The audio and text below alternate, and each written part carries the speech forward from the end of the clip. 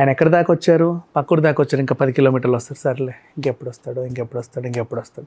వస్తున్నాడు, అక్కడ దిగాడు, కారు దిగాడు, ఇక మన శిబిరానికి ఎంటర్ అవుతున్నాడు ఈ టెంట్లోకి అనగా అప్పుడు అందరు పడుకుంటారు ఇట్లా.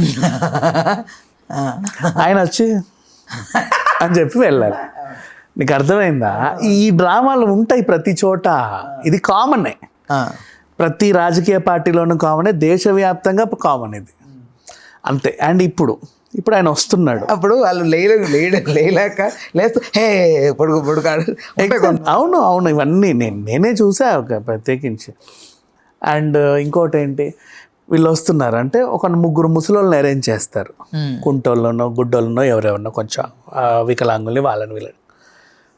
ఆయన ఇట్లా వెళ్తాడు అన్నప్పుడు ఇక్కడ పెడతారు వీళ్ళని, వస్తున్నారు రెడీగా ఉండండి.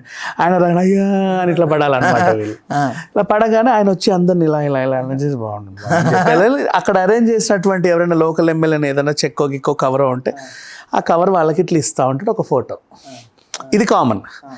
నెక్స్ట్ ఇప్పుడు వీళ్ళు అరేంజ్ చేసింది కూడా ఈ అమ్మాయి అరేంజ్డ్ అమ్మాయే. అంటే ఎవరో లీడర్, లోకల్ లీడర్ కూతురు అని అంటున్నారు. అదే ఎవరో ఒకరికి కూతురు, who ever it is, she's a paid artist. Paid అంటే డబ్బులకో కాదు, లేకపోతే ఎందుకు వచ్చిందో, ఆ రోజు అరేంజ్ చేయబడ్డ ఆర్టిస్టే.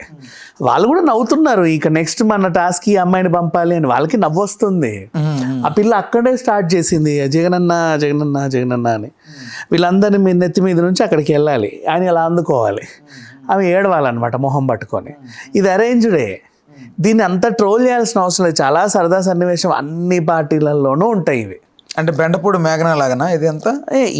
ఒకరిద్దరని నేను చెప్పట్లా, ప్రతి పార్టీలోనూ, ఇప్పుడు అధికారంలో పార్టీ అయినా సరే, రేపు అధికారంలోకి రావాల్సిన పార్టీ అయినా సరే, అన్నిట్లోనూ ఉండేవి ఇవి. ఇప్పుడు ప్రజల మనస్తత్వాన్ని మార్చగలదు ఐపాక్ ఇదంతా కూడా వర్క్. అంటే ఇప్పుడు మనకి ఎంత కామెడీగా ఉంది, ఎందుకంటే ఇంత సోషల్ మీడియా వచ్చి ప్రతీదీ రికార్డ్ అవుతుంది ఈ రోజుల్లో, ఈచ్ అండ్ ఎవ్రీథింగ్. అంతెందుకు నిన్న కాక మొన్న చిరంజీవి గారిది అది బ్రహ్మ ఆనందం సినిమా గురించి మాట్లాడామా, అక్కడ బ్రహ్మానందం గారు వాళ్ళ అబ్బాయి చిరంజీవి కాళ్ళు ఇలా పట్టుకోవడానికి పోతే కాసేపు వాళ్ళు కాళ్ళు పట్టుకునేంత వరకు ఆగి వాళ్ళు అరే పర్లేదు అన్నారు. అది రికార్డ్ అయ్యింది, దాన్ని బాగా ట్రోల్ చేస్తున్నారు చాలామంది.